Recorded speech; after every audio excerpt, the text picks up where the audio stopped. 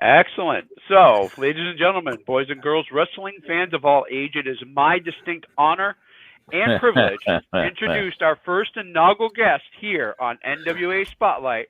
Our guest is a friend of mine, not only a friend, but a brother, and he and I go back 20 plus years, and forever my brother, three-time NWA World Junior Heavyweight Champion, one-time NWA World Champion, even though it was unrecognized and only for a couple of minutes, and he did beat the NWA World Champion Steve Corino for that honor right here in East Hartford, Connecticut.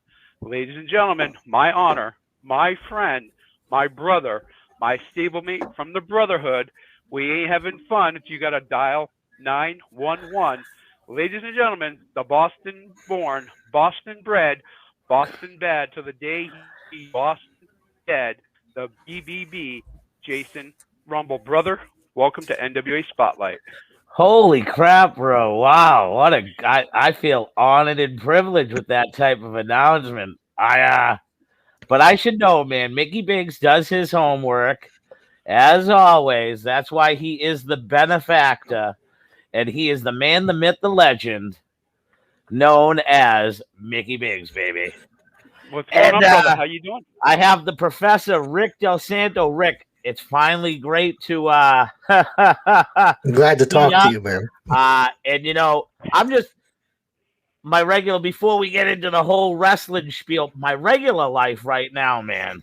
Besides having 2 kids, being married, everybody knows what that's like. I'm putting 12 to 16-hour days in right now at my work. I free up in about 10 days, and I really want to make what I'm doing to a certain extent reach the next level. And I have huge respect and huge love for the podcasts such as what you guys are doing. We are really not just hitting it to one level, you're hitting it to multi-levels. You want to be seen, you want to be heard. And man, I want to be just like you guys. I'm horrible at the technical mumbo jumbo, and that's why I'm not afraid to tell people I fail in that aspect of life.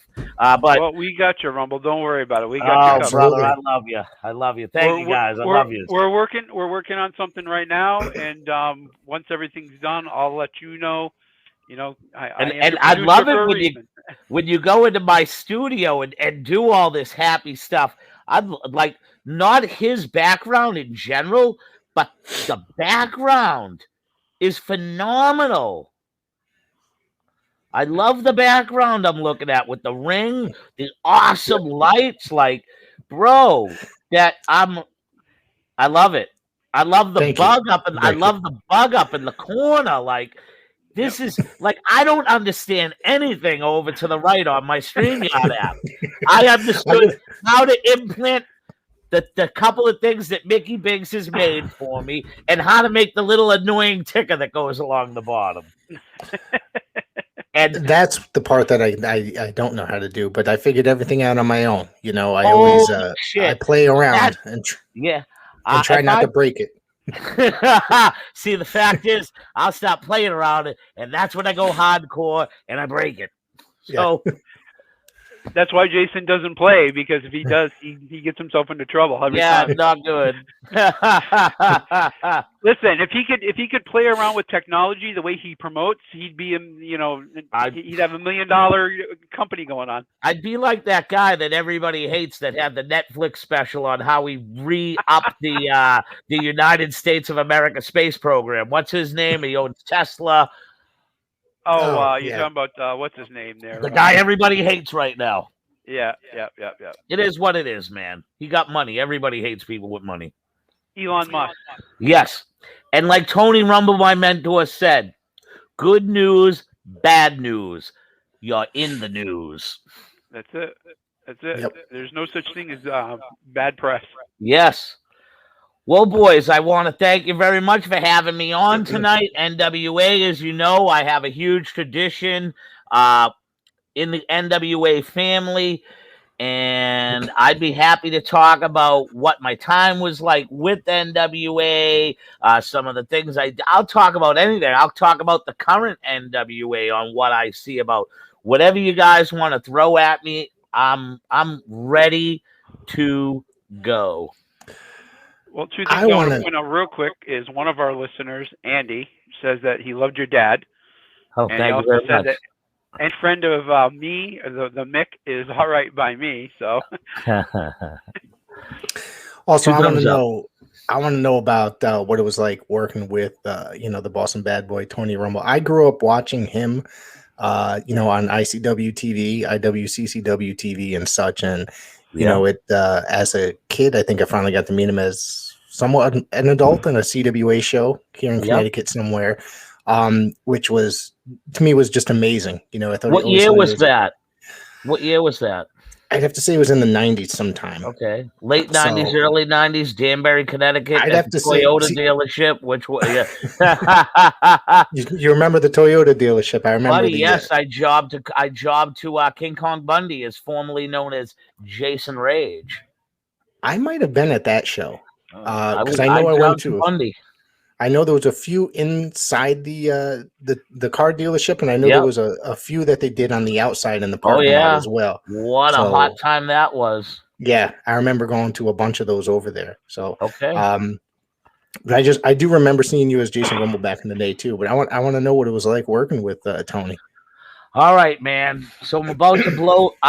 You know what's good about these shows is that I know that if people do their due diligence on really researching me, I do good at keeping kayfabe. And so I'm going to tell you a little bit about my background on and whatnot. Okay. So I look a lot like Tony. I ain't Tony's son. Do I wish I had a guy like Tony Rumble that could have been my father? Fuck yeah. He is the proverbial Arthur Fonzarelli of the goddamn world.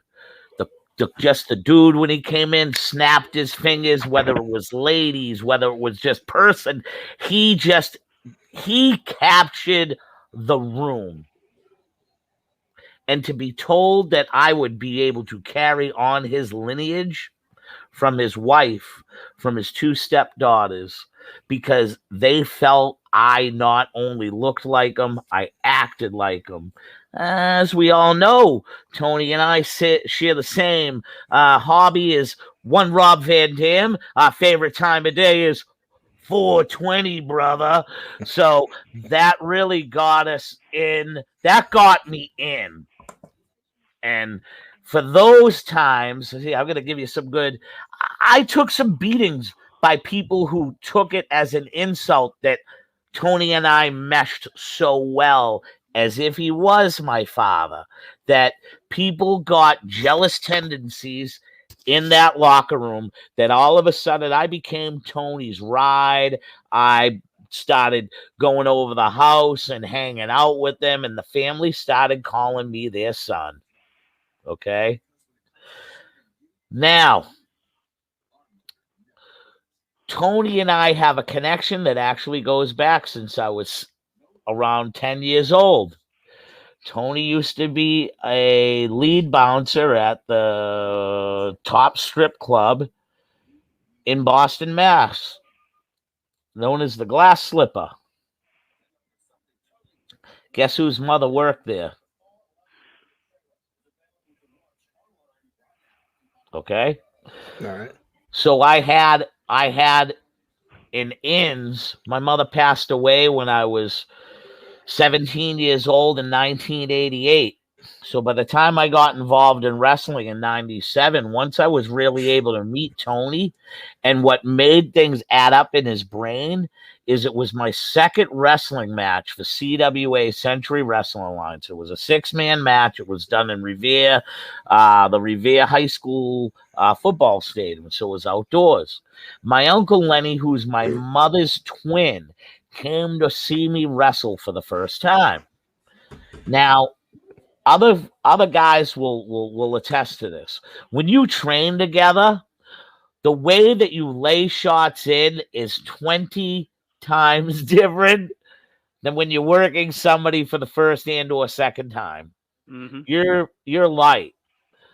But when we was at Kowalski's and the way we trained, Walter used to love it when we would potato the shit out of each other and really make it look real.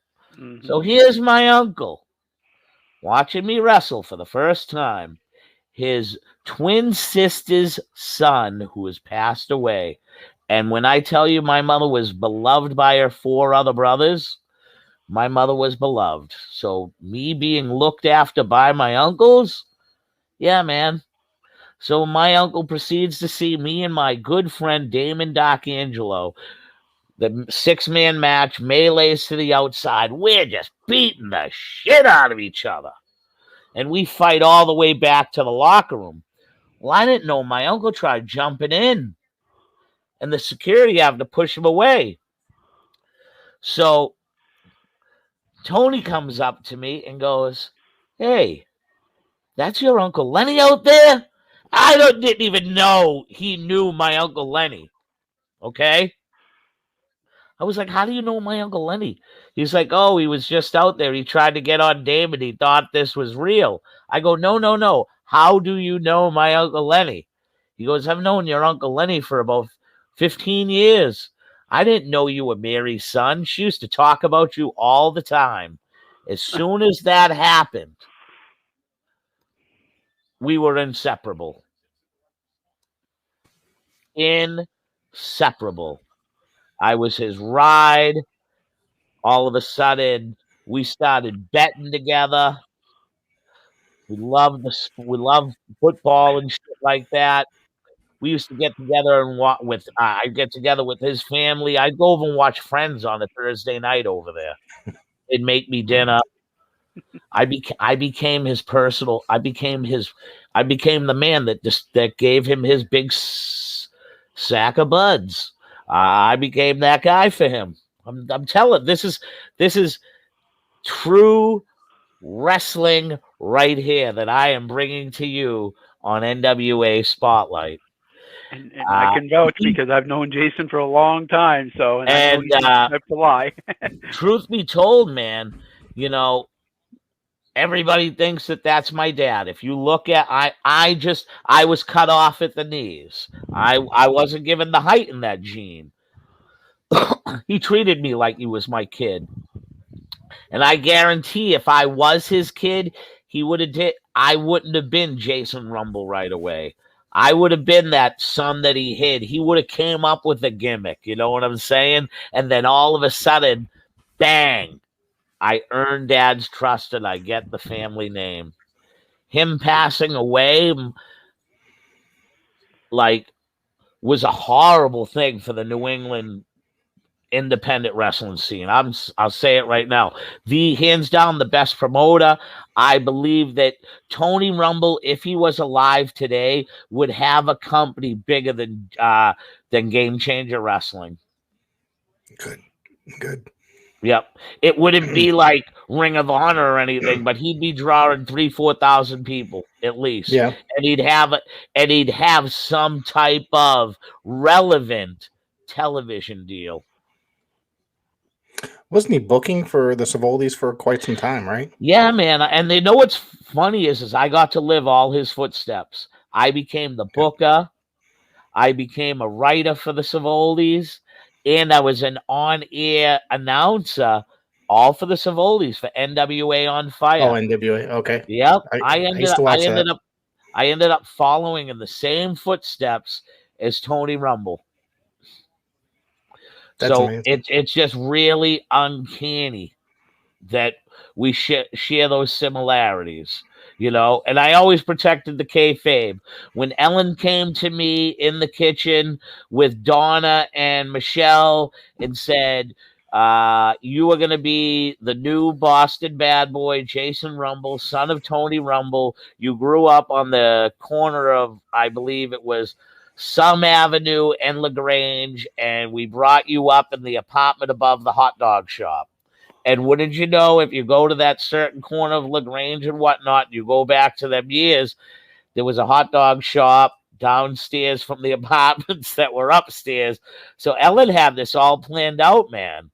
And I was like, I don't know if I can do this. And because I'm like you, man, I used to watch this guy on ICW Wrestling on Channel 25.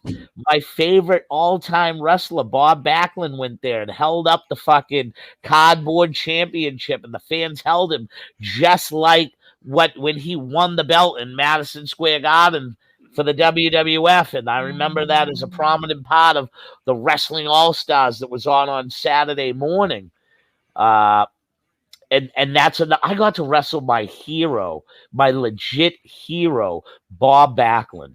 Not only in a wrestling match, but I got to wrestle him in a collegiate style match, NWA on Fire. It's the full match is on YouTube. If you just hit Jason Rumble versus Bob Backlund, it pops up. You'll see it. I thought it was it was a real wrestling match, man. And for Bob Backlund had not wrestled a single match in I believe in 10 years. And because he was watching tapes of the Savoldis, and I'm not, if people are listening out there, they're going to say, wow, I can't believe that arrogant cocksucker, that he's going to say Bob Backlund handpicked him and said, I want to wrestle him because he looks safe and I can trust my career in his hands. And they're saying, why is he talking to them on a radio show? Why ain't this guy backstage with the WWE writing and producing or on air like an AJ Styles? And he's only turning 50 like the rest of these 47 and 48-year-olds. I chose my life. I'm happy with what I've done, what I became. Would I take that? Hell yeah. But to get back to the point where I'm at, Bob Backlund handpicked me. Handpicked me. And for those of you who don't know, he's not a really big weed fan. For him to pick me, and what do you think? I stopped smoking on the tours? Fuck no. So for him to pick me, and we not only had one match, we had there's out there on NWA on Fire Files that are on YouTube that I think we have at least 3 more that are on part of their files. So I think I did 4 matches with him, but still he didn't work with anybody else. He worked with me. That was it. There's a bunch of those episodes, NWA Fire episodes. The Savoldis have their own streaming network. Yes. It's a $3 a month to subscribe. Andy Nichols, one of our listeners, says that he just found this match on YouTube. So, well, thank you very much. I hope you enjoy it. Yeah. Bob was wearing red shorts. Yes. Okay. I remember that phase. Didn't he come back to WWE in that gear at one point? I think so. Yeah. How did you say that? I think he did. Shit, I feel even more honored and privileged. He wrestled me in gear that he worked in the WWE in. I was just going to say, it sounded somewhat familiar. He did the one-arm gimmick and picked me up and everything, man. I had a chance to meet him 2 times in the last year, and maybe, within the last 2 years. He's a hell of a guy, man. I tell you, I first met him in 1994. I wrestled for my high school team, and here in Connecticut, he coached Rocky Hills High School's team, and we were opposing them. Academy in Colchester. Yeah, so I ended up just introducing myself to him. At the time, I grew up a huge Backlund fan, WWF in the 80s. And he's one of those guys because he was an amateur wrestler that became a professional, and that guy influenced me. I know his whole background. He could have went on and won the Heisman Trophy as a running back in college. He was good in football. What was I going to say about that? Did you ever read his book? I'm going to be honest with you. Right now, Mickey Biggs is hopefully still in production of reading my first book for me to put it on sound so I can listen to it. Good job, Mick. Good job. Jason doesn't read very much. I'm going to be honest, unless it's sports or wrestling and it's paragraphed and it's right to the point. I'm not going to lie. After all the multiple head hits of 25 years of professional wrestling and already having adult ADHD and whatever other quirks I have, reading is not fun for me like it is for everybody else, because I have to read the shit over and over and over just for it to realistically retain. And then the next day, let's just, you know what I mean? I almost got to reread again just so I know what I'm going to read this time around. For Jason, reading is not fundamental. I don't have it. This year, I'm assistant coach on the high school baseball team. We are reading a book called Row the Boat by PJ Fleck. It's an incredible book that's written upon motivation and how to get teams to just basically row the boat together, to show the teamwork, how to call each other out, be responsible, this, that, and the other. If I didn't see the writing of this book on College Game Day 2 years ago, I wouldn't know as much as I've retained from hearing the head coach read it to us all. Because the book is only maybe 150 pages, and I don't have I realistically, if it's one of them voice books, I'll purchase it because it's Bob Backlund. I'd be honored and privileged to listen to it. No, it's an incredible book. I myself don't have. I can tell you the last book I actually did read. I just don't have time to read, and it's I'm always doing some sort of research for the podcast or watching something to bring up on the podcast on top of working 3 jobs. You know what I mean? Yeah, so, I hear you. There's no real time. Andy Nichols just said that he found a match of yours taking on Rikishi. So he sees me get stink-faced. Was an honor and privilege. Was in Nova Scotia. I worked for a company called UCW, and I give a shout out to Chuck Martin and Devin Shiddick for giving me the opportunity, for putting me in there on one tour such top superstars as Tatanka, Matt Hardy, and Rikishi, just to name a few. I worked with the British Bulldog, Davey Boy Smith Jr. On one of the tours, along with Sir Mo from Men on a Mission, just to name a few shotties. Jay, I want you to tell the story of the heat you have with Tony DeVito. Oh, man. So DeVito, evidently, it was his ring. We were working for EWA, which at the time was promoted by Tony Atlas. And I really didn't know who he was in the business. I didn't realize who he was. So I was just some arrogant 2-year in the business piece of shit that I basically told him, fuck you. We're breaking not just one table in your ring, but we're going to break 2 fucking tables in your ring. And, I'm going to rip your canvas. And, that happened. And that drew me huge heat with DeVito, because I probably never got into this with you. Later on in life, when I became a backstage friend at ECW, because John Cronus is one of my good buddies, along with Perry Satin, and then again hanging out with Dreamer a couple of times, that I really didn't know the first couple of times I went back there. What had saved me is Walter loved Tony. So I believe that was one thing that saved me from realistically probably getting my what would have been at a young point in my life, my ass handed to me, and well deserved. I acted like an arrogant prick, and he owned the ring. We tore his canvas, and I basically flipped him the bird.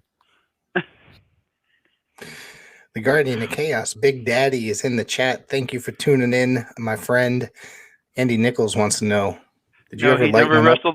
He never wrestled Powerhouse Butch, but he did wrestle me under the Dark Angel character quite a few times.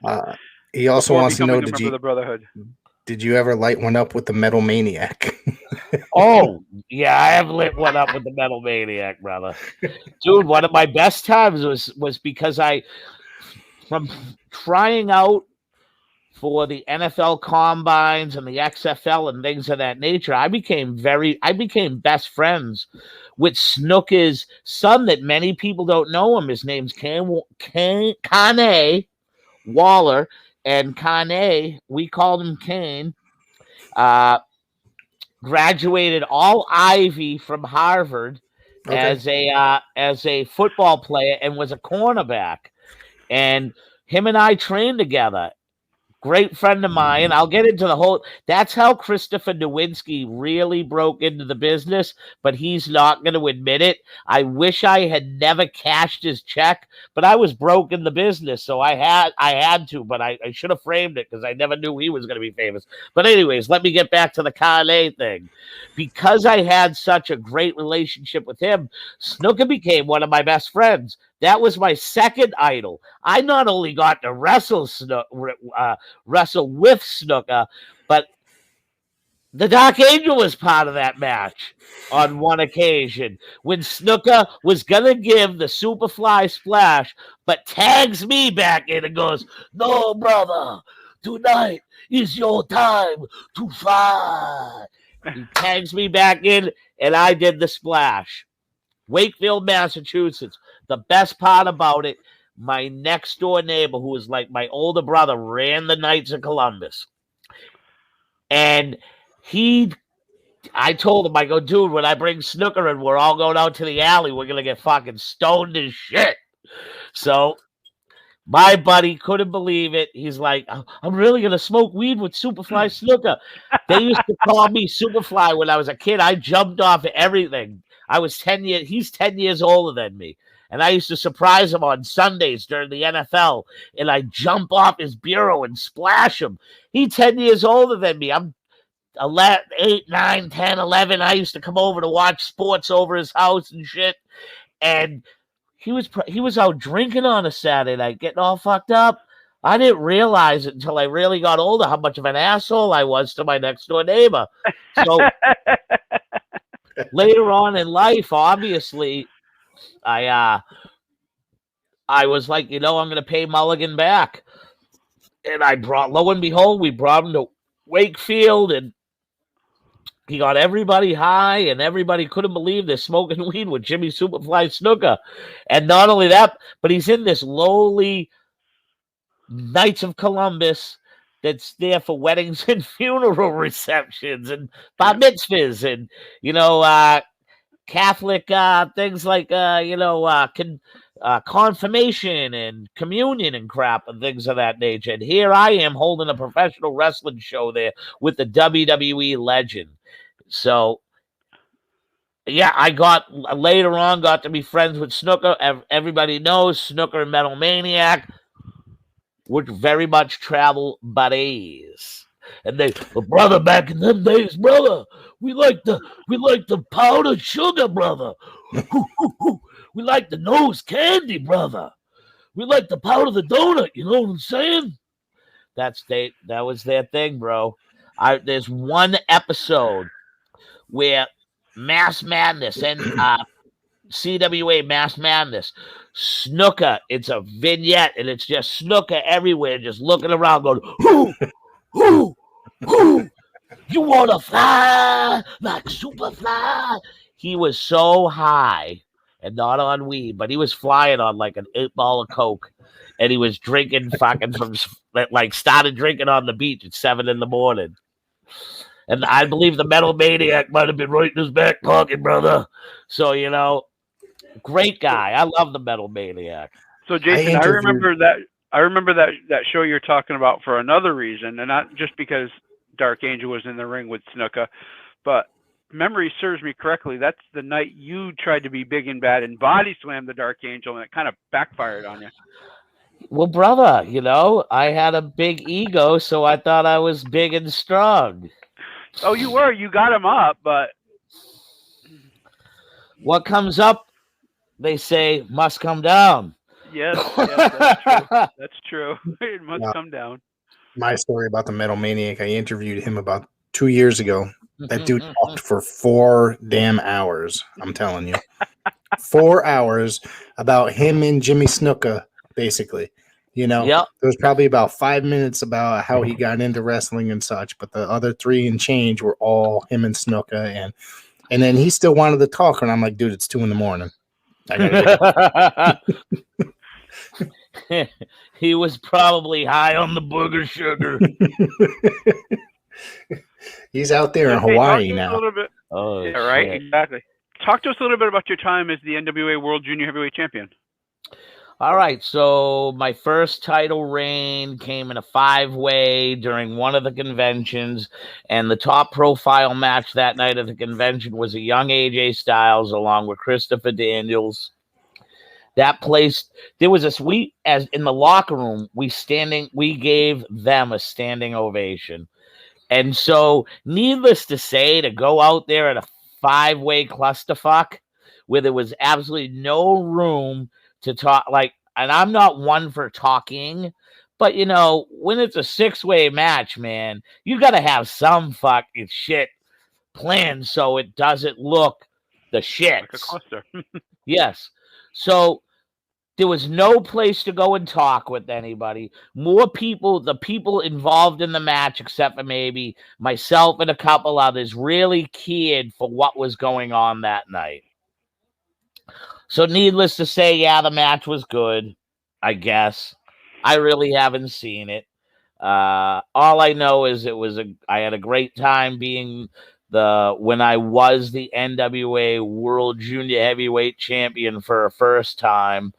And then I believe I went on to hold it. I think every reign I had lasted close to at least a year. And because I was the only guy that was actually not just staying in my home promotion, but I was taking my own money to go to other NWAs just to put myself on the card. And if the promoter paid me, it was a plus. So I did a lot of that. I did a lot of that freelancing, but I knew on myself it was making my resume look that much better. You know what I mean? So if I went out and I worked in NWA territory and say I drove Great Lakes, it's an 18-hour trip from Boston. Nobody knows that I drove out there for a hotel room. $50 gas, and realistically, if they drew a house, that I might get $50 extra and walk away with $100 bill. But that $100 bill was just, basically, 20 years ago, I can't even remember what gas costed. I that shit that's all just like subsequent, because the drugs we did during the road trips, you forget your memory. So anyways, but getting the room and having a place over your head, and realistically, after a while, getting to know people out on the road, they were already offering up their house because you became a brotherhood, and they loved it that you was going to hang out, and they looked forward to you. And that I got to make a great friendship with the kid from Titusville, PA. His name's Rocky Reynolds. Him and I, we made that belt go back and forth. I went out to Titusville, Pennsylvania. I dropped it to him in his hometown. He came back to Malden, Massachusetts, and made my life a dream again to become a 2-time NWA World Junior Heavyweight Champion. And I think from there, I dropped it again to him, if I'm not mistaken. I forget who my second loss was from. My third was in a scramble match with Jarrell Clark and one other person, I believe it was, and that was out in the western part of Canada at an NWA convention. Then I'll tell you this, the one mistake that I regret making in my wrestling career was not canceling my England tour to just go to Japan one time to drop the title to Tiger Mask. If I knew then what I know now, I'm such an idiot. And I took a week and a half tour on realistically a tour that once I got there, that my agent that booked it for me did not let me know the criteria of said tour. I was working, I think, some of the shows for, I believe the promoter was Dennis Dixon that runs in England, and he likes to house with you, and he drives everybody in a van and stuff. And I guess when he heard I had my own room in Piccadilly Pub where I was staying and I had an entourage with me, he got all turned off and then canceled 6 out of my 10 bookings that I had. So I still had 4 bookings that I went and worked for. And, when I came back, yes, it basically covered my plane ticket and my room for stay. But I had that was 10 days of income I lost. And a regular job that I did have at the time. Or I could have had 10 other bookings in that. Or if the month before I had just agreed with David Marquez to go and drop the belt to Tiger Mask when I had been called out in Japanese newspapers back then. If Dave Marquez ever listens to this, I apologize for being a cement head and fighting you on that topic. I wish I had listened to you. I wish I had just gone to Japan. I think because my style of wrestling, if I went over there, I think I would have been a success. So I think that one turn would have turned into multiple turns because I would have been going to work for a major promotion. Tiger Mask just don't work for the fucking backyard promotion. Right. Work for I think I was going to New Japan or All Japan to work the guy. You know what I mean? Little old me, Jason Delegata. I grew up Jason Delegata, Malden, Massachusetts, just like Dusty Rhodes, son of a pizza maker. And son of a mother who danced the strip pole. My grandmother raised me. I dined with kings and queens, and I dined down in the piss hole on pork and beans. You know what I'm saying? I do have a question because I did not know that you interacted with David Marquez at all during his involvement in the NWA. Yeah. What was that like working with David and communicating with him and such? He was involved for many, many years with the NWA. He's booked many, many NWA world champions. And, up until a couple of years ago, was still involved. I always comment on Dave's page. I always give him compliments or I talk good with him. I think Dave does not like me. Honest to God. I think a lot of it has to do is because I helped manipulate the board. I owned an NWA territory. I was able to make the boards, and it was always, can I tell you, it was really always left up to my vote, which way the board was always going to sway for the new elections, no lie. So my vote was always important. And I believe because my votes probably never worked out for the parties he wanted to work them out for, he thought I was, he thought I was a snake in the grass. I'm not going to lie, but this is a job. And just like everybody else, I want to get ahead in life. So if I felt voting for certain people bettered my career, and let's just face it, I'll say it right now. The NWA brought no money in. It did nothing for nobody. Okay. It just gave me more paydays, and it gave me the chance to hold a belt that was at one time considered the most prestigious wrestling company in the world. Owning an NWA, being part of the board, you made no money at all. It was just a thing to say, hey, I'm on the NWA board. Hey, I own NWA New England. Do you make money? No, I don't.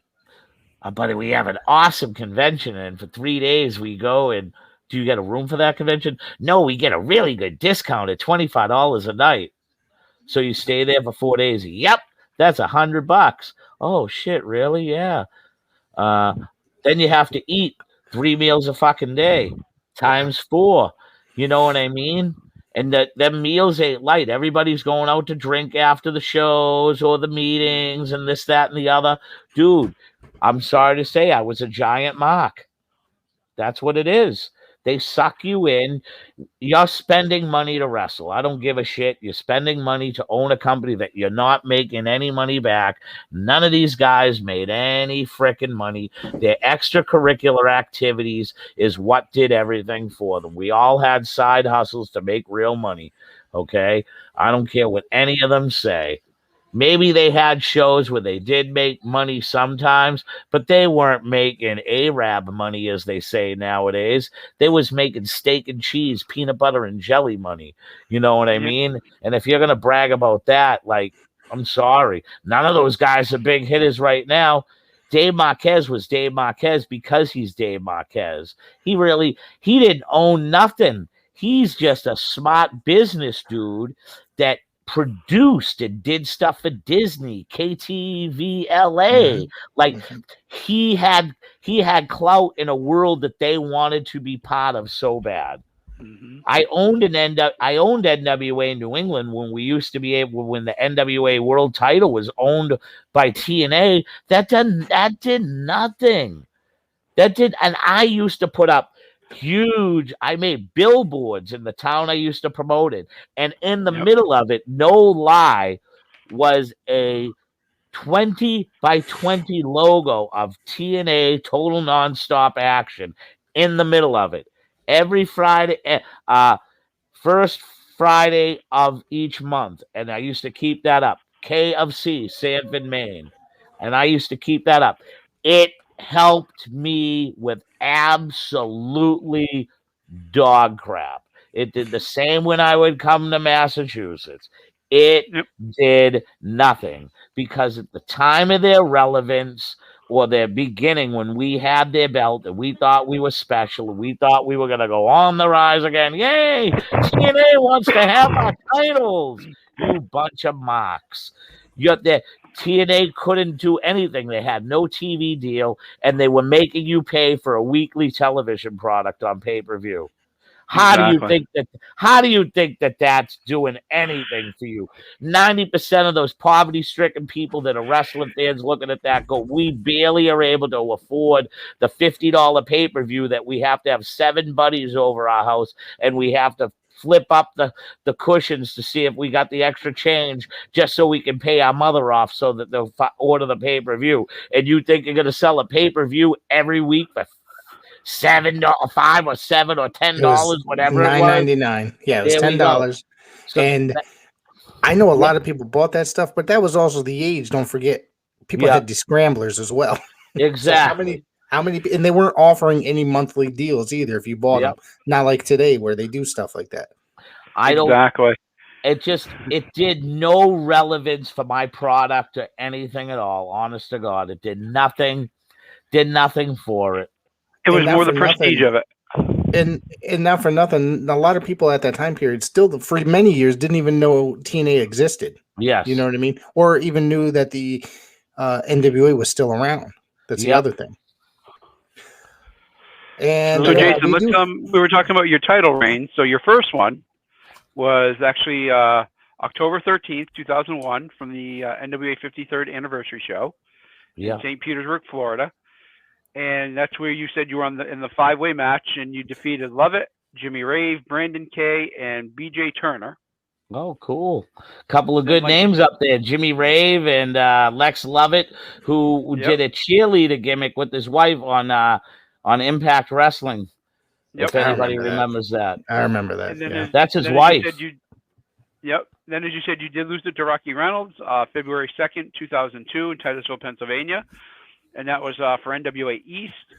And then you won it back a few days later, February 16th, in Malden, Massachusetts. Wow, I didn't know it was that quick. Yep. Yeah, Rocky Reynolds only held the belt for 14 days. And then you won it again. You dropped it back to Rocky Reynolds. Then it went to Jimmy Rave, Star, Jimmy Rave, Brother Love. And then you go all the way down. You took it back on October 17th, 2004 at the 56th anniversary show in Winnipeg, Manitoba, Canada.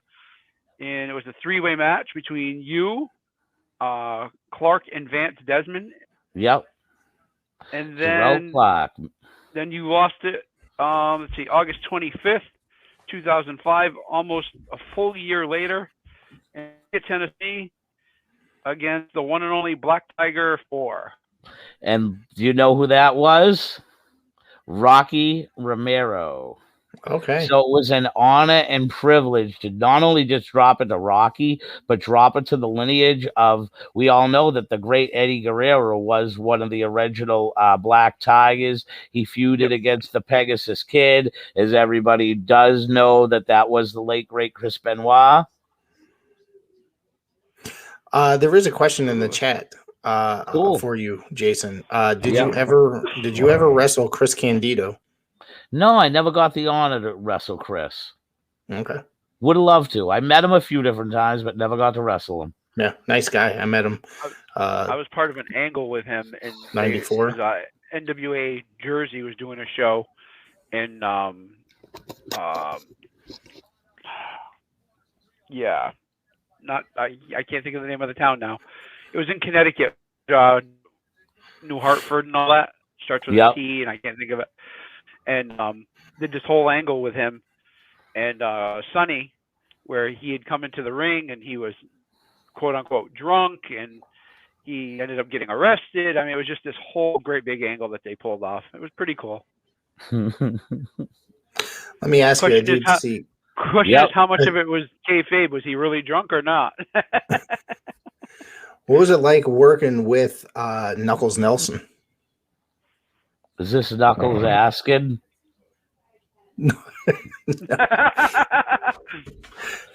All right. So my first experience with Knuckles was a hot sunny day, and he used to come by Kowalski's and get ring time. And he was laying out on the deck, and Richard Burns opened the door, let us in. I probably had 2 months of experience, and I didn't tell him. And him and I sparred for a good half hour. Mm-hmm. And then when Walter came, Walter was like, "What are you doing in the ring?" So then, Nux is outside and hears this going on. And he goes, "Why did he yell at you?" I go, "I'm not supposed to be in the ring right now." He's like, "Why not?" I go, "Well, I've only been here for a little." I go, "I haven't even been here for 2 months yet." And he's like, "You let me throw you around to do it." So he got pissed at me. So right away, it wasn't really a good beginning with Knuckles. And when I go to the NWA, which is CWA, maybe about a year later, he don't remember me. All he remembers is myself, Luis Ortiz, Slyck Wagner Brown, and Beau Douglas. We're 4 new guys, and Tony's looking for new blood. He takes us all on, and that's because of the great smooth operating gangster Trey, who is also a fellow Kowalski alumni. He was looking out for his brothers. And so let's just put it this way. Nux was one of the people that, he drove with Tony. And then when I came along, gotcha. I told you. He was on the outside looking in. Exactly. And Eric Sprazier, out of the original, they're the Brotherhood. We're the Brotherhood 2K, man. We're like the NWO recreated. My version compared to Tony Rumble's version. I don't insult it. Those guys are the trendsetters. They laid the table for the future Brotherhood later on in life. That had myself, Big Rick Fuller, the Dark Angel protected our back. We had a few more riffraff in there. But Yep. we ran hell, and we kept the motto that we ain't having fun till we got to dial up 911. So we hop ahead later in life to the hot dog safari in either 97 or 98. And a young Jason Rage, along with Slyck Wagner Brown. At this time, we were flying high on WNDS with the NWA New England. We had our own show. We were getting so much press that when we used to go to the Garden to see when Raw came to town, the fans knew who the fuck we were.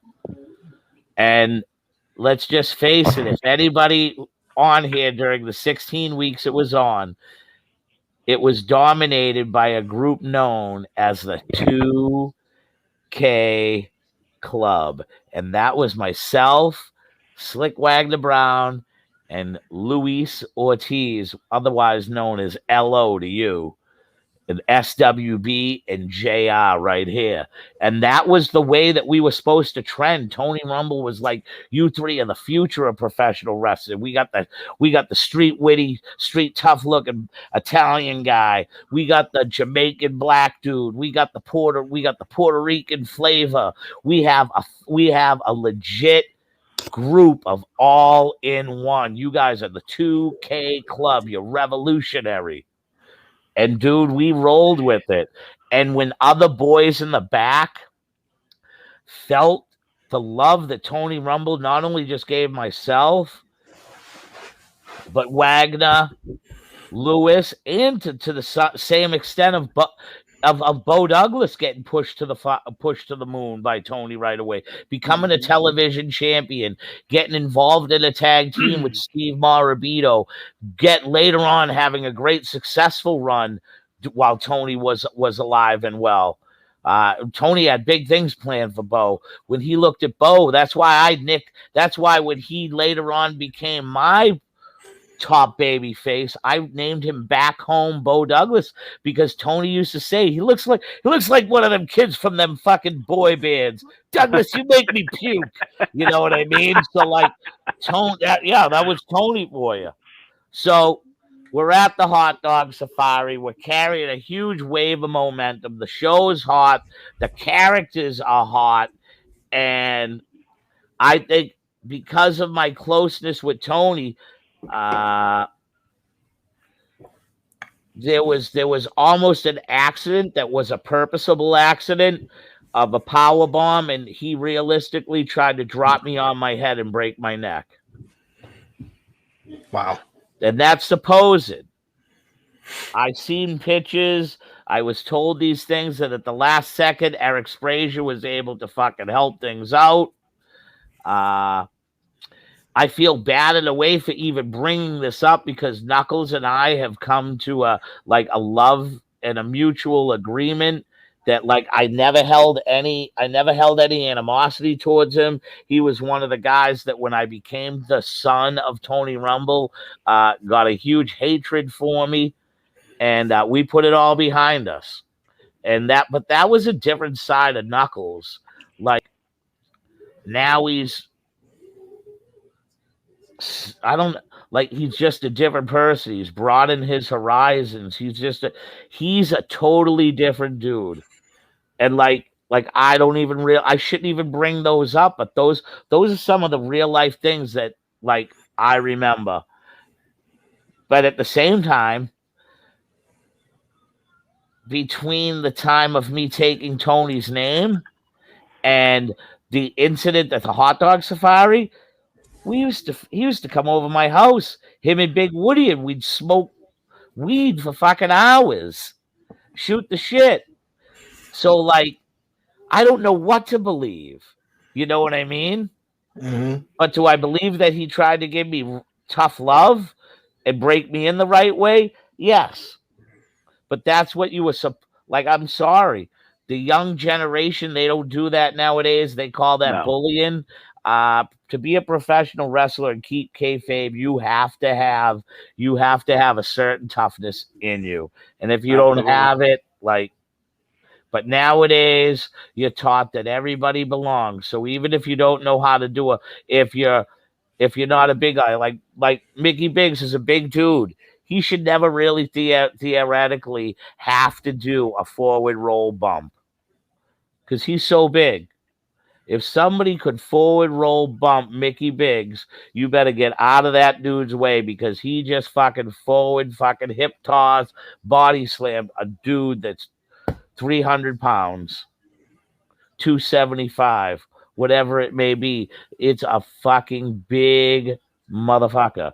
You know what I mean? Like, there's certain characters that really don't need to do all that. But if you're a 185-pound kid and you can't take a forward roll or you can't take a back bump correctly, but you can do a 450 splash finisher, that person thinks that they deserve to be in the ring nowadays. And that's a huge stigma that I believe has come to the sport of the everybody belongs bullshit, which realistically it's not.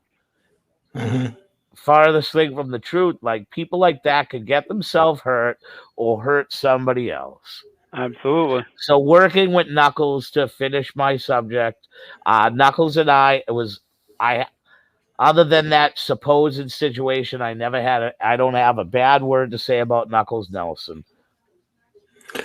Awesome. We do have a question from a listener. Did you ever wrestle Bert Centeno? Ha ha ha ha ha! I used to see him on the fans. I used to see him on the fair circuit around here in the early to mid '90s. He did the character El Mascarado.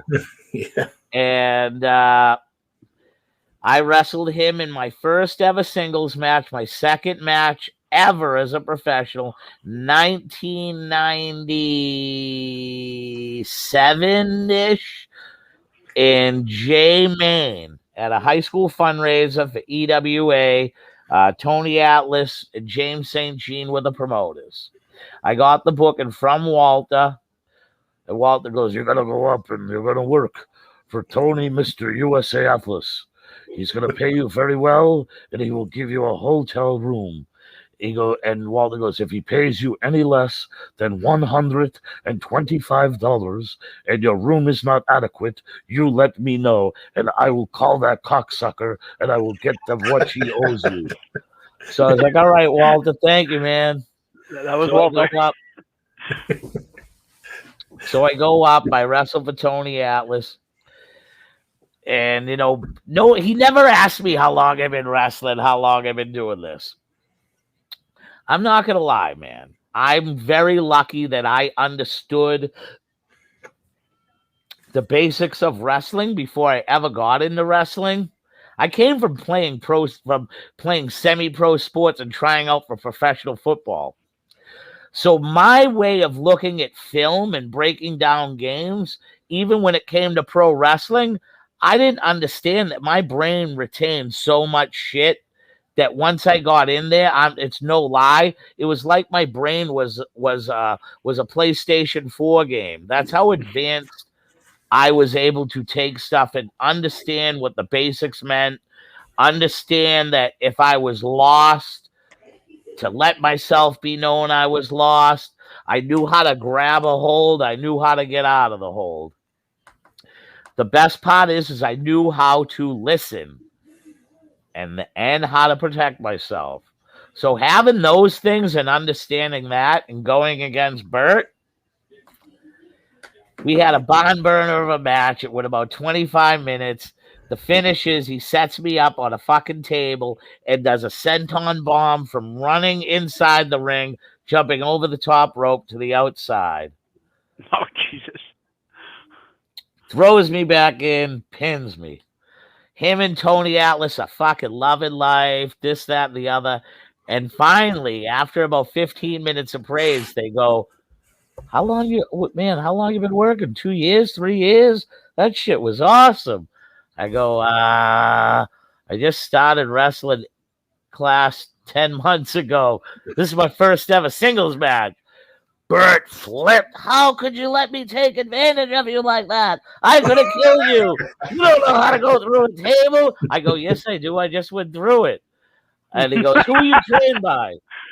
Who are you trained by? I go, Walter Killer Kowalski, the same guy you were trained by. I go, Walter told me how to listen, and as long as I knew how to listen and I knew how to protect myself, if I felt any uncomfortability, I would have known how to take over the match, get you in a hold, and let you know I cannot do that. I go, so I want to let you know I was fully comfortable with everything you did for me.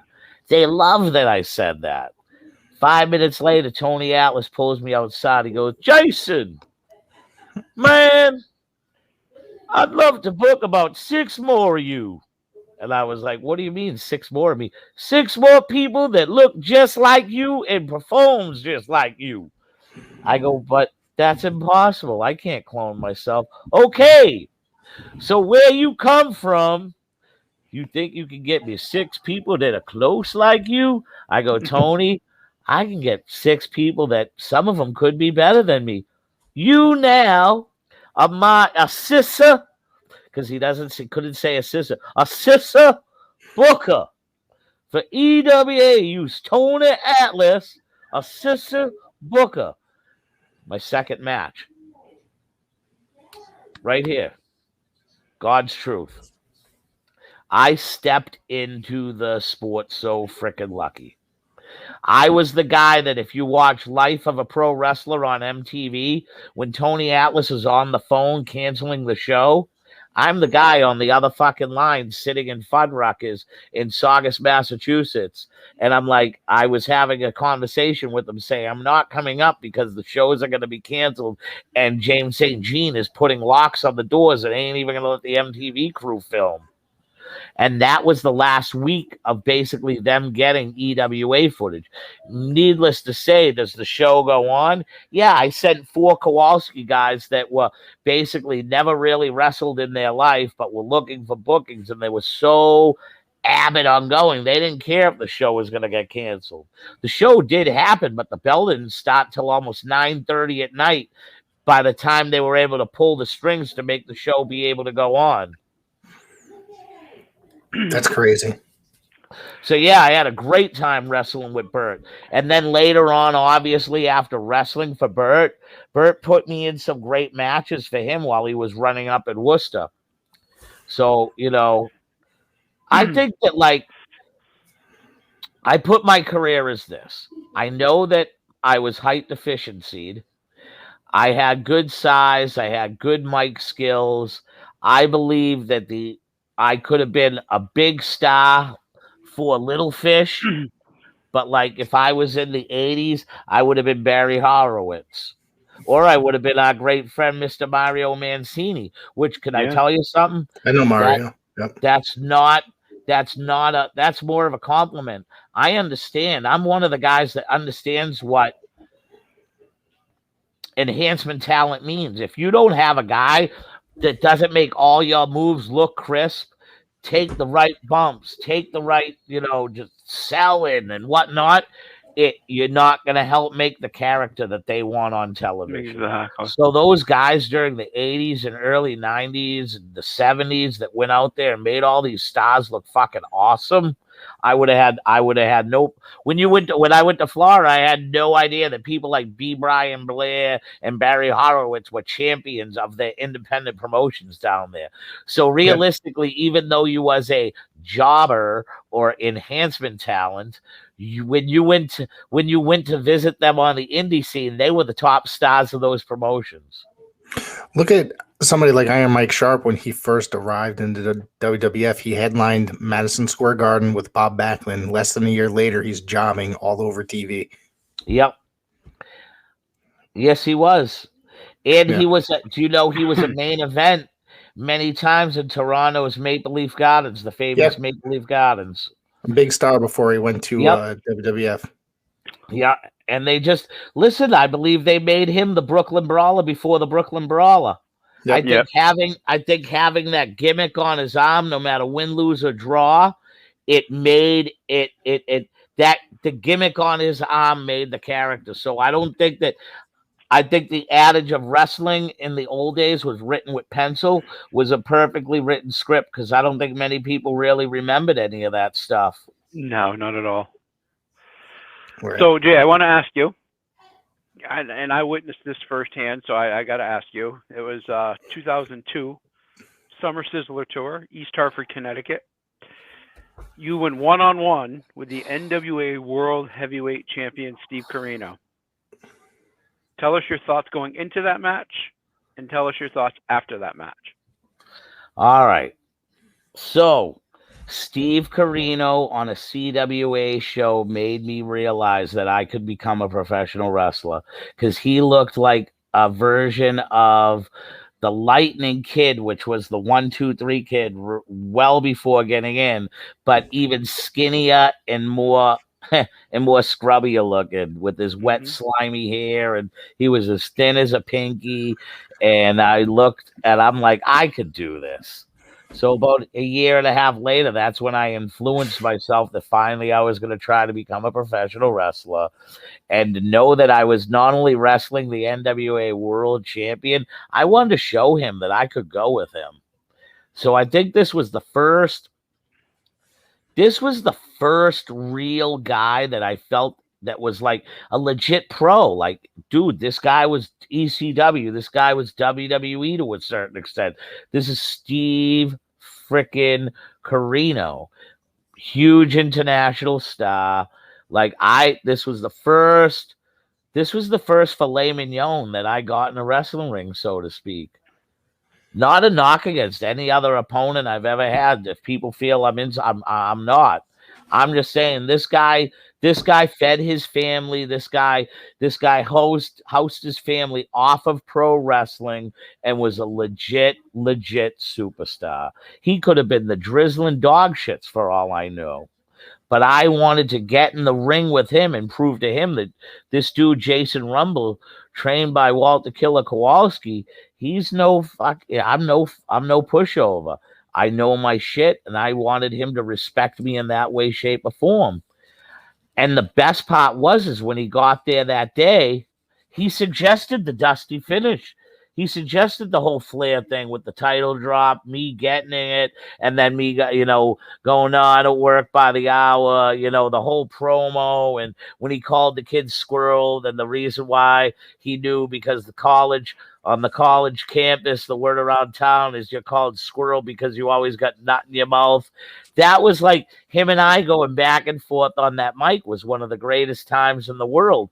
To hear Mark Green go, and new NWA, like, it brought me back to the night that I walked in the house and Ric Flair had dropped the title to the hands of Stone, Ronnie Garvin, and I heard, and new NWA, Gary Capetta, heavyweight champion of the world, the hands of Stone. It was awesome. And to have my name echoed throughout the building, to be locked into a title with such lineage, held by the greats of like Ric Flair, Harley Race, Dusty Rhodes, Terry Funk, Dory Funk, just to name a few. To have my name echoed in that, whether or not it lasted for 2 minutes, 2 seconds, I held that belt, and I was recognized for that time as the NWA World Heavyweight Champion. Incredible. And to kick off that night, Mr. Mickey Biggs, along with his co-host, presented me with an award that, has not yet been hung up in my new home, but will soon be being hung up to my wall. I still have it. And I hang it with I look at it with pride every time I look at it. And as corny as people may think that a person taking the cutouts from a magazine and putting it like that meant the world to me, man. And I just want to let you know, I still appreciate you doing that for me. No matter how corny people think that is in life, like, dude, I call that one of my prized possessions. I can look at that. My kid will look at that. Something from the heart.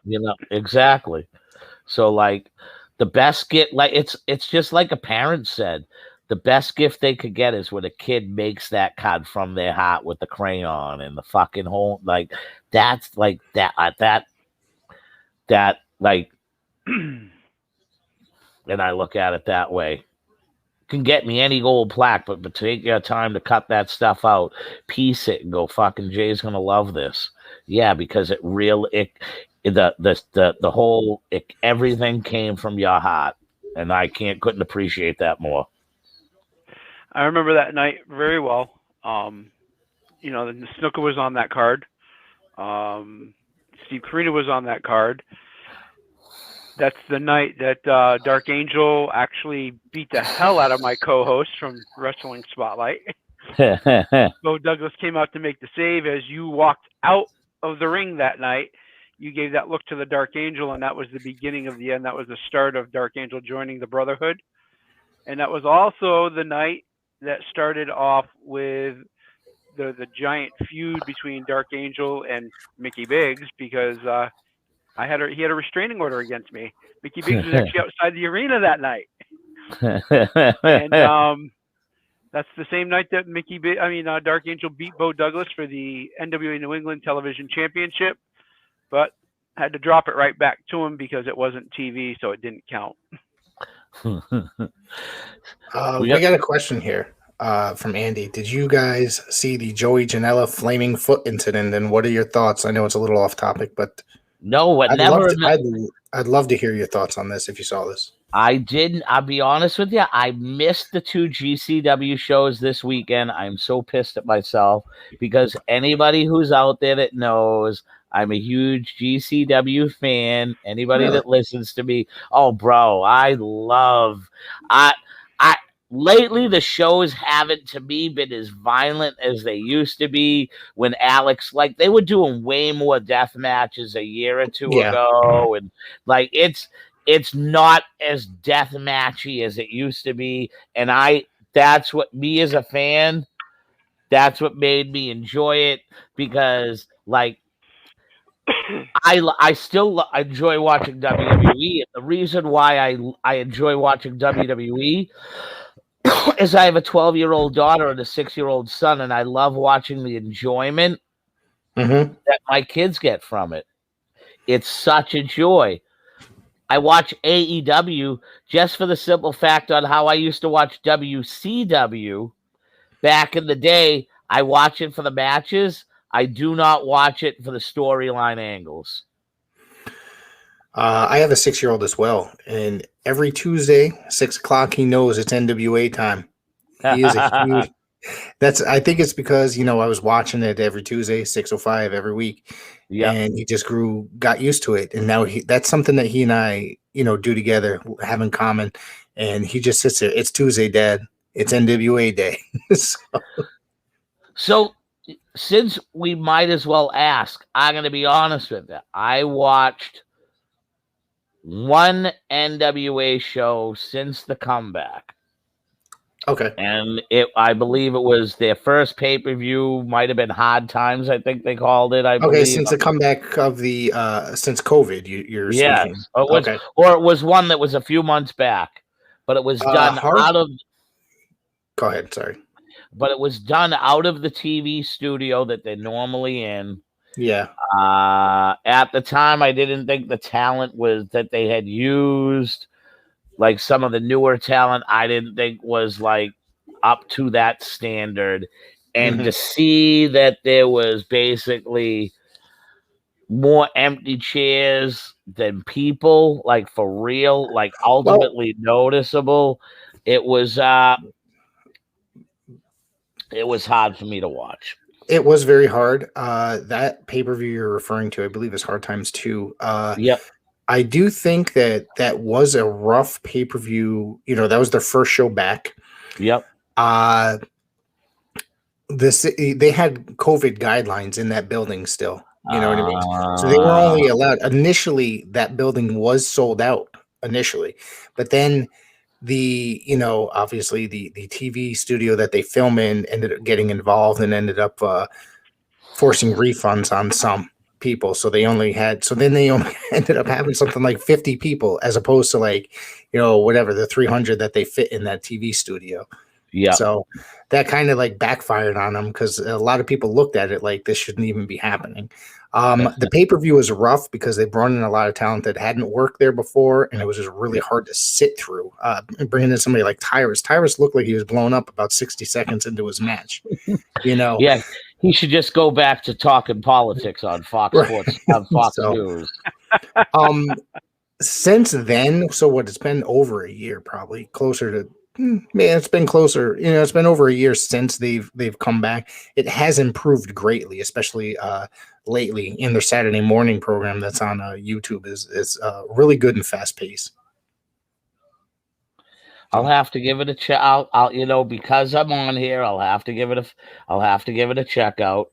A few years back, I reached out to Mr. William Corgan, whatever the hell his name is, and I had I had sold my interest to him on that. I wasn't looking to come to wrestle, but I would love a chance to have a backstage spot, and he cordially never even looked at it. And then when they did that NWA World Junior Championship tournament, it's like some of these guys, man, like I don't understand why some people don't look at history. I really believe the reason why they don't look at like myself or Rocky Reynolds is because they hate anybody from the Howard Brody, Richard Arpin, Jim Miller days in the NWA. Billy seems to have this thing. Now, mind you, I'm a huge NWA fan. I watch their current product every week, but the same thing, I do have to agree with that. He seems to either, depending on what the storyline is and what's going on, he'll dive deep into the history, and sometimes he'll just completely ignore it. You know what I'm saying? Like it all depends on how he feels about that particular subject. And it's kind of annoying in certain times, Absolutely. You can't, like Jason said, you can't deny the history of that NWA Junior Championship, but they've done that. No, yeah, they brought him back. You know what I mean? Are they gonna go through the fact that a guy like me who's held it 3 times, I'm basically one of 2 that has held it multiple, like over 3 times. I believe the other guy would be Mario Savoldis' father, Angelo. Yep. I believe I broke his record. I believe I'm not sure, but I'm pretty sure that me and maybe one other person has held the NWA World Junior Heavyweight Championship 3 times. I think let's bring the history up right now. I think everybody else has held it maybe twice. I could be wrong. Right now. So Kevin Fenelon, who was the first champion, held it 1, 2. He held it twice. Marshall Estep held it twice. Billy Golis twice.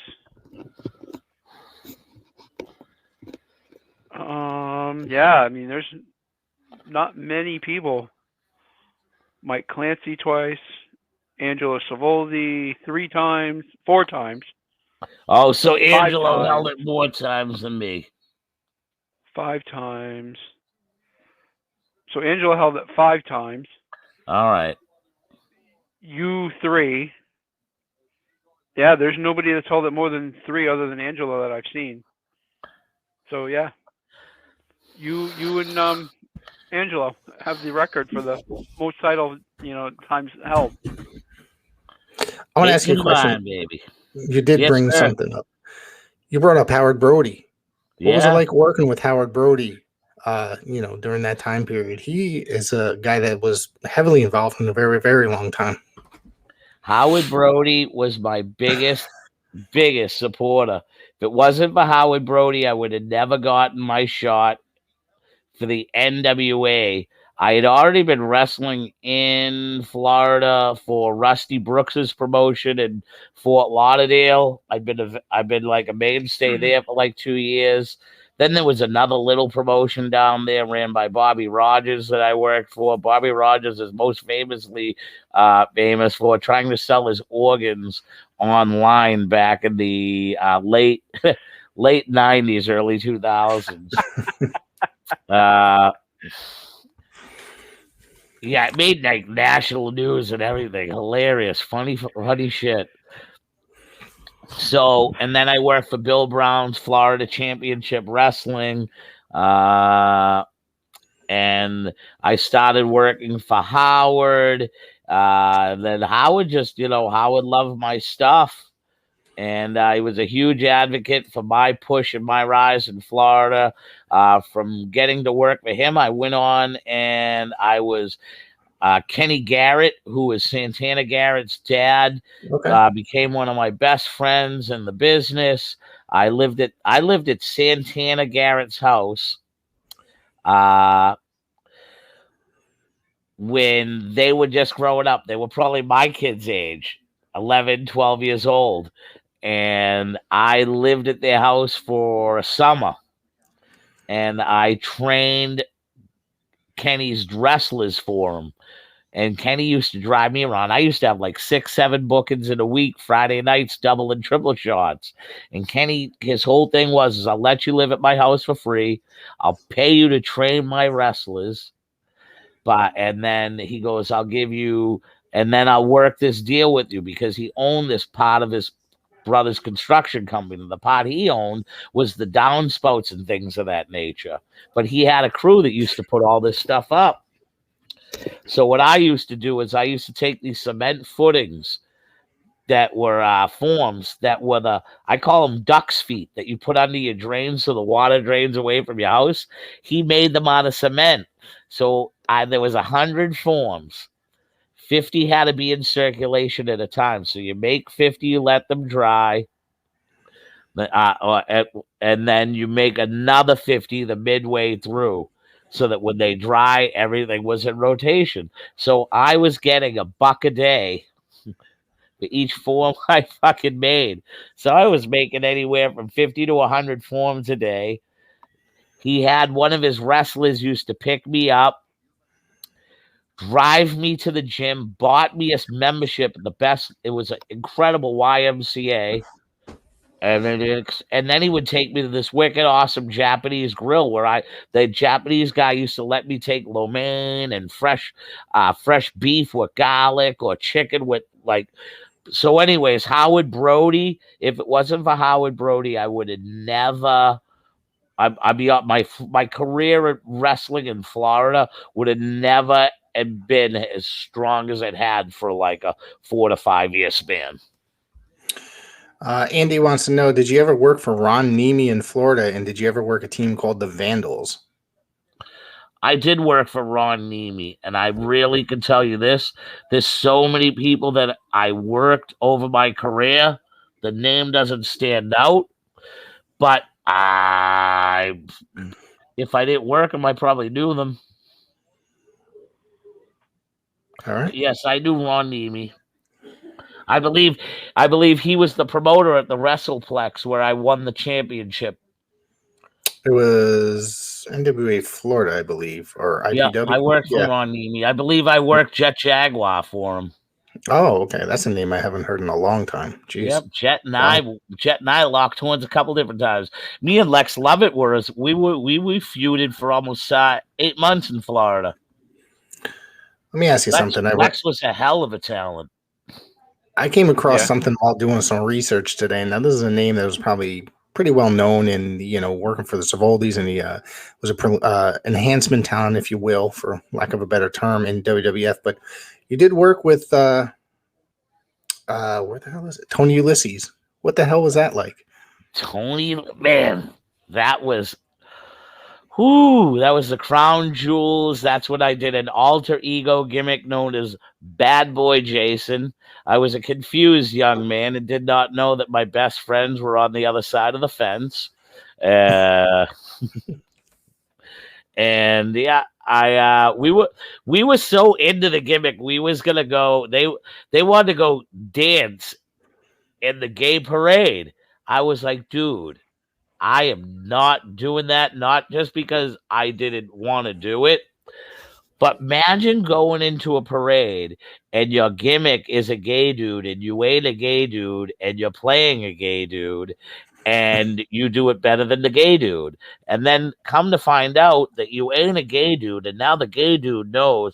What if that gay dude takes it as an insult and then wants to, you know what I mean? So I didn't want I didn't want them to think we was bashing them or any of that. Like I want to know, because I just at the time in life there's two sides to a coin. Some may think that that's funny, or oh wow, we appreciate you, but they're just always that dude that's gonna be like, you're making fun of us. That's an insult. You shouldn't have been doing. Like nowadays, it'd be a hate crime. yes, Yeah. so Soul Man, he had a partner, and they used to be the tag team champions in Bedlam from Boston, and Tony Ulysses and Grant, and that was the name of the team, and they used to feud against Richard Byrne and Dan Petrie. I remember it so well. Bedlam from Boston on Sunday afternoons at noontime on Channel 25. So he's another guy. Like, I grew up watching this guy on television. Same. Yeah. And then he becomes my manager. And he loved, like, this guy told me when I was going through a real good hot streak on other promotions when I wasn't doing Bad Boy Jason. And he just loved my matches. He loved the way that I didn't talk a lot. He used to love it when I would say in the back to the boys, we got 15 minutes. I'm over. Why don't we just, we'll do the ordinary work back and forth. This is the double down, and we'll shoot a couple of falsies, and this is the finish. We never called the fall. I never called falsies with anybody. I just hoped that they had watched me wrestle in the past, because 9 out of 10 people, if I was on the card, even the day and age of not truly having internet, I already had watched guys wrestle. So I already had a good idea on what I could do with them and what they could do with me. And I just, listen, Al Snow said it best, that we live in the map, and he said it before GPS. He said, you guys all live in the MapQuest generation, whereas I live in the map generation. So if I come up to a roadblock, MapQuest ain't telling me where the fuck to go, but you know what that map in my hand is going to do? It's going to tell me where to go. Wrestling matches are not a guaranteed journey. It's a guaranteed time to the end, but what goes on between to the end, no one can dictate. So to have this, who's to say it's going to go this?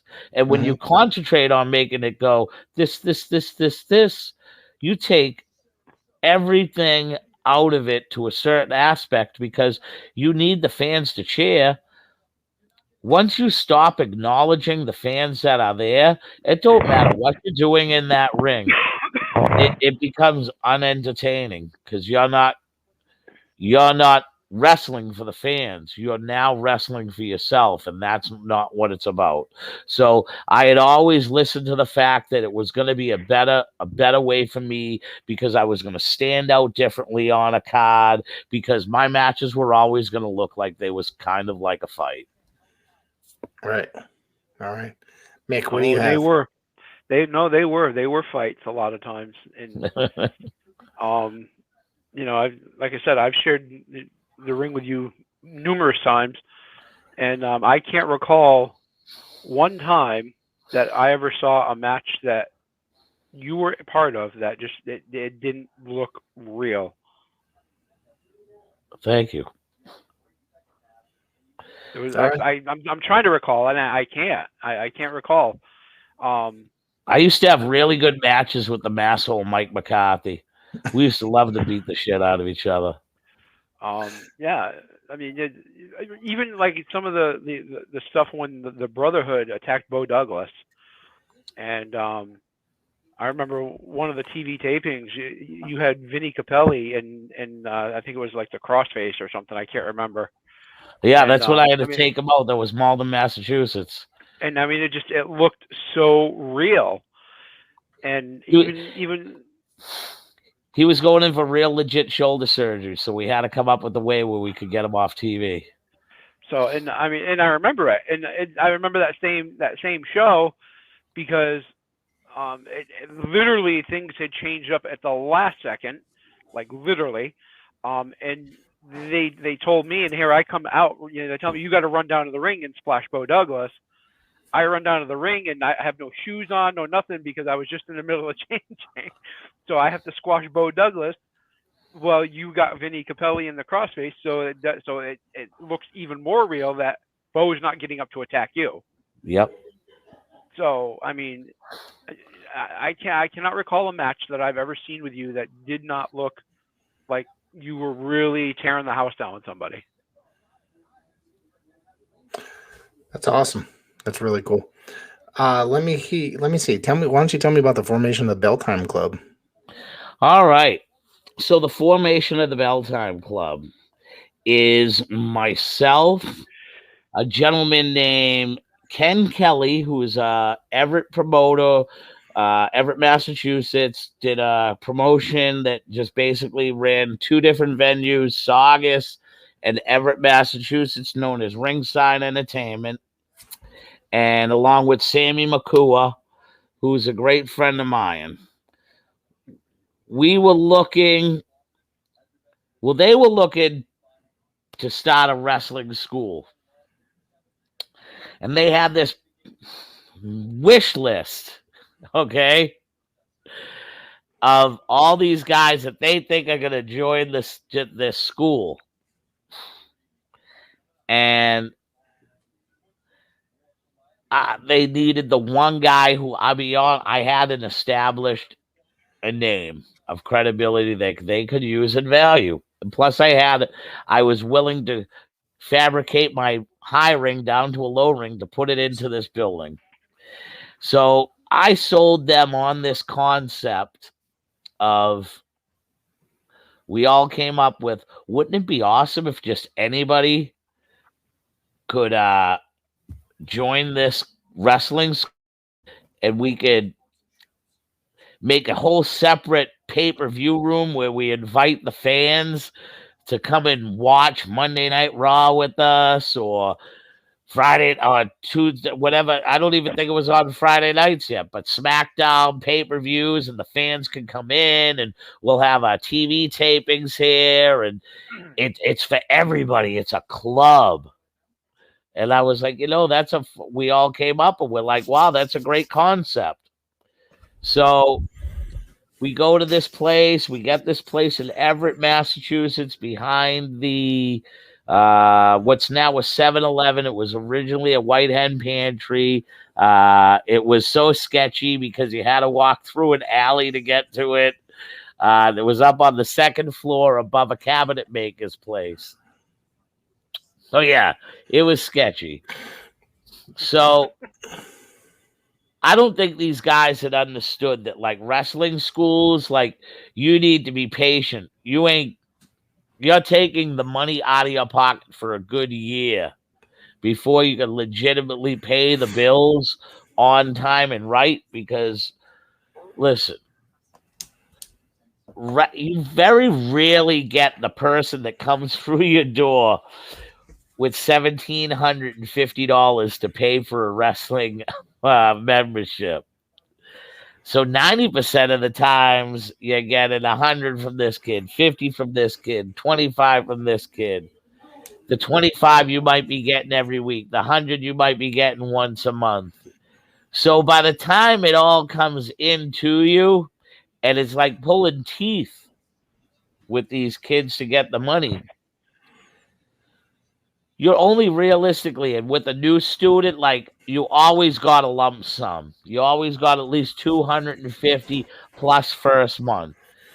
But in order to pay the bills, you got to hope you get 2 to 3 of those brand new guys that got $200 to $400 for you, so you're able to put that together, pay the electric, pay the internet bill, pay the rent, just buy cases of water, upkeep for the ring. Like they basically backed out on me 3 months in, and now I started to accumulate students. So you want me, because you ain't got no money no more, you want me to break all these kids' hearts and tell them the school's closing after 3 months because we're not pulling in enough money. I said, I can't do that. So I held it. I not only held it, but the building got sold. I had to relocate the school. When I went to relocate the school, 2 times it was out in my backyard in Wakefield, Massachusetts. And I was lucky to have a half a dozen kids still stick with me to come to my house and work out. And to keep DC Dillinger along with Eddie Edwards coming to my house to train these kids, okay? I get a place in Woburn. The guy lets me borrow a Brazilian jiu-jitsu mat for my padding. Needless to say, he didn't tell me it was some guy's padding, and I cut it on him. So I got into a fucking fight with a paralyzed Brazilian jiu-jitsu teacher that was in a wheelchair. I can't fight a guy that got no legs. I'm sorry. So I ended up getting thrown out of that place. So we go back to my backyard, and at the same time, I'm driving back to my house, and right down the street, they're building 2 what they call condo garages, which are 25 feet ceilings. They're 50-foot buildings. Well, they were cutting them in half, so they were 25 by 25 squares. The one that I rented was going to be ready in 2 months, so the guys agreed to stay with me. They loved the fact that we was getting a building. And, that was the second coming of what's now is still the Valentine Club training facility in Wakefield, Massachusetts. I basically held on to that one for about 2 years. And after my father had passed away, I was doing a lot of my real father. Had passed away in late 2000. Like, my daughter's 12 years old, so if it's 2022, my father probably passed away in 2012, 2013. So I moved up here. I've been doing a lot of wrestling in Canada. I was spending 7 months out of the year wrestling in Eastern Canada. So it saved a lot of miles on my gas. And I knew every promoter in the state of Maine, so I didn't lose out on anything. Was the talent worse? Yeah, Maine, other than with the huge movement of Randy Carver bringing quality wrestling into Maine wrestling was the absolute drizzling dog shits, and you would learn nothing here. So it was bad. So with that being said, I didn't even sell the Valentine Club to Beau Douglas. I just said, here, I don't want to disappoint any of these kids. This is the rent. These are the bills. That's my ring. And I have a rental once a month with the one outside. You make sure this gets taken care of. You send me $250. You keep the remaining of the $500. So I would donate the money back to those guys. After a year or so, I just got sick of owning everything and still having to, I had to make sure I was getting my money. I wasn't getting any benefit back from loaning my stuff to them anymore. I had given the company basically away. It would have been nice that you're using all my stuff, and there was realistically, I was giving money to them. I was splitting my ring rental, which was automatic money for them that they could put to the club. So it was kind of a rough breakup.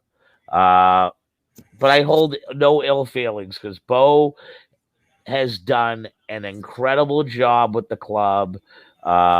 It's yeah, Beau's done a great job. He's produced some great guys that I'm giving him the gratitude. A guy like Channing Thomas, a guy like Alec Price, all began wrestling at the Belltime Club in Wakeville, Massachusetts, being trained by the likes of Beau Douglas and Benny Jukes, who is a mainstay for the big time wrestling product, Benny. So yeah, the Belltime Club is a great place to be. I know you mentioned Game Changer before, but what do you watch as far as do you watch anything that's independent wrestling outside of that today? And who do you see becoming a big star and such in your in the independent scene these days? I think if a guy like Alec Price puts on size, I think eats a cheeseburger or two. Yeah, I think Alec, when you look at him, just that face, you just want to kick him between the eyeballs. But amazing talent. Yeah. Yes, he's a great kid. But you put 25 pounds on that kid at different places, and yeah, I think that kid can be something. That stupid look he gives you with the lip curled up, and just how arrogant and like pompous he is. He's a fucking little prick. Like, I want to just punch him between the eyeballs when I see him, but at the same time I want to hug him and squeeze him and call him George. You know what I mean? That's the quote from a famous Bugs Bunny cartoon. Hold him, squeeze him, and call him George. Yep. And yeah, I love Alec. I love me some Alec Price. I believe another guy, and they're both Beau Douglas guys. I believe another guy is Channing. Yeah. Channing Thomas. He's getting out there. Great look, getting out there. Alec is working GCW next month, I believe. Oh, wow. Yeah. I see him every week. He works on the Wrestling Open shows on IWTV. Okay. Yeah, he's really, really good. I'll give you one. I'll give you another one I really like, and he's a GCW guy. The kid there, dumb young and broke there, the blonde kid. I call him the love child of Beau Douglas. Oh man, I'm having a mind fart. But anyways, if the name comes up, he's a blonde kid. He looks like Beau Douglas's love child. Horrible that I would think the guy is a game changer, and I forget his name, but he's from Young, Dumb, and Broke, and he's one of the mainstays in GCW. Jordan Oliver. Oh, that guy. Yeah. Okay. I remember him in Jordan Oliver when he was in MLW. He does look like Beau Douglas. Yeah. Yep. And he's put on size since the pandemic. He has put on size. Another guy, I'm going to be honest with you, that I love, another GCW talent that I can see. I love Atticus Koga. Okay. All right. Atticus Koga reminds, like, he could be the rough version of an Adam Cole, baby. He's got that Adam Cole look. He's got a mean streak when you look at him. Those ugly ass piercings that he got make him look rough and tough, as they say nowadays. Like, you know what I mean? Anybody that wants to fucking make them face a pincushion, man, you gotta, that's a tough motherfucker. All right, Mick, do you have anything else you want to bring up? I don't know. I think he's done.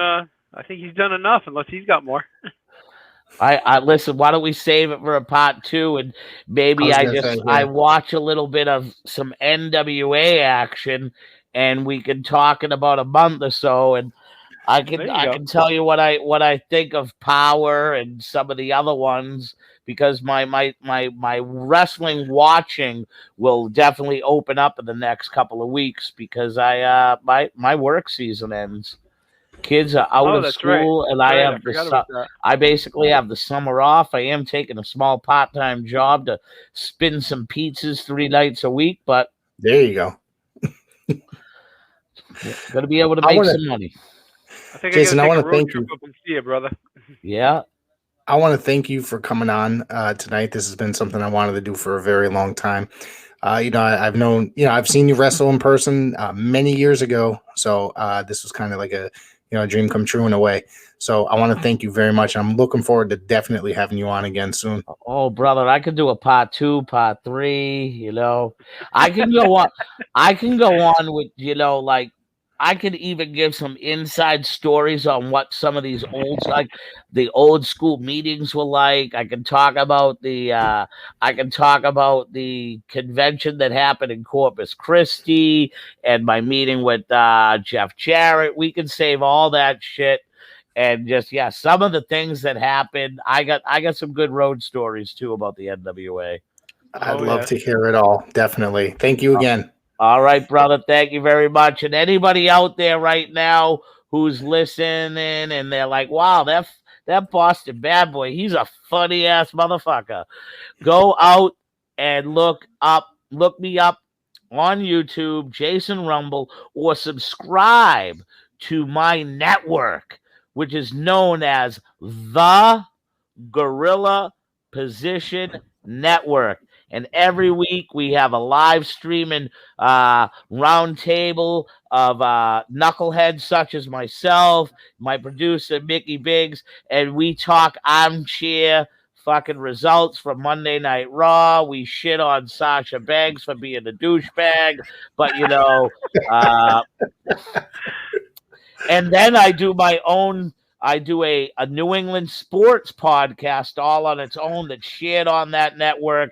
It's called Talking from the Cheap Seats with Rumble and my buddy, the Great Gazoo. Other than that, YouTube has my matches. And, like tonight, told a guy about Bob Backlund. He not only seen me against Bob Backlund, he got to see Rikishi back that ass up. Back that ass up.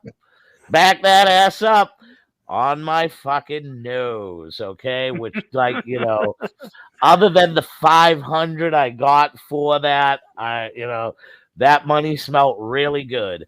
You know what I mean? I get made fun of for that by students in the school, but they don't understand that was like, that's such an honor. Yeah, I'll take his ass to the face in front of 500 fucking people. Woo! Like, what other people other than wrestlers think that's cool? Okay? Me! Like I was like, oh, I'll do it. Like, but anyways, I greatly appreciate being on here, talking wrestling, NWA, my own life, your life. I just love to talk, and I greatly appreciate it. I look forward to coming on once again. Absolutely. We're definitely going to have you. Thanks. Thank you very much, boys. Tell everybody when the next Gorilla Position show is on. We will be on look for us either live on Fridays at 8 or Saturdays at 8 o'clock. And that's when you look for us. We're really not a live set thing. It's either Friday or Saturday night at 8 o'clock. And are we late like pro wrestlers usually are with bell times? Fuck yeah. Sometimes it's 8:30, but it's never no later. It wouldn't be true professional wrestling style if we wasn't late. And the occasional Thursday, we do a Thursday Throwdown. But, yep. It's good time. So go we check do it that out. on a holiday weekend usually. Even though this is a holiday weekend, I'm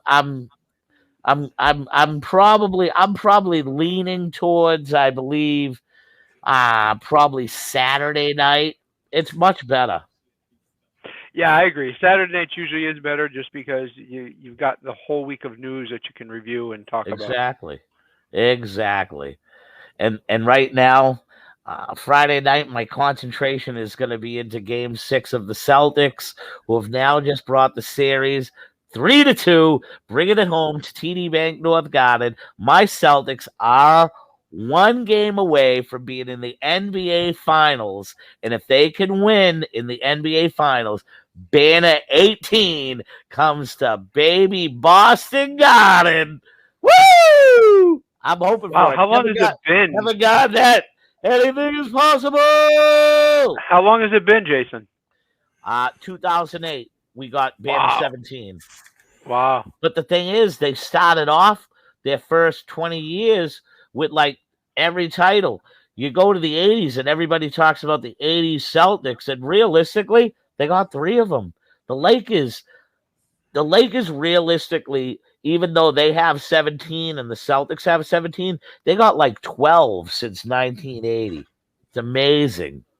Nice. Amazing.